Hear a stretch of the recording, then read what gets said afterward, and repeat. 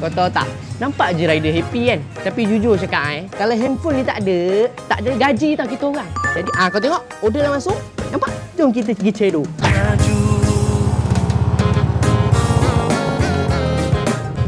Kepada korang, kalau dah masuk order, macam biasalah kita mesti nak cepat. Tapi nak cepat pun jangan lupa, jangan langgar traffic light. Sebab kita kena jaga keselamatan kita. Ramai yang menunggu di rumah. Rasa betul dah ni. Ya Allah, jatuh pula. Alamak, macam mana boleh jatuh pula ni? Push, nasib baik tak ada apa-apa. Ini kalau jatuh daripada tingkat 2 pun, tak ada hal lah. Dia sangat mujarab dia punya ketahanan. Kita sebagai rider, mana boleh pilih cuaca. Kadang-kadang nak tak nak, layan kat panas. Kadang-kadang hujan. Macam mana, jalan je lah. Lagi satu nasib baik phone ni IP69K. Air hujan, debu, jalan je. Dia boleh tahan je, jangan risau. Tok Mat. Betul lah ni. Air kau Tok Mat Ya bang. Nombor order 3922.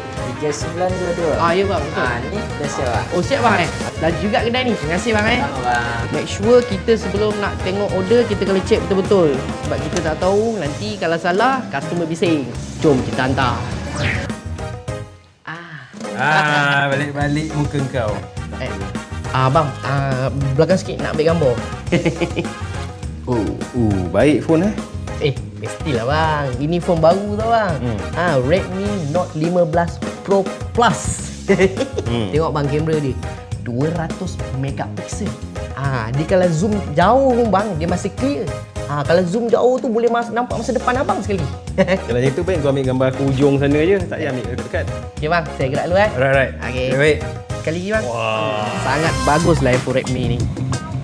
Ui. Kalau bateri low pun tak stres. Sebab dia ada 100 watt fast charging. Kita cas kejap je, terus boleh cedok balik. Bagi aku kan, phone ni bukan sekadar handphone lah. Gentle sangat Kalau handphone ni tak ada, tak makan nasi aku tahu seharian. Handphone ni penting sangat bagi aku.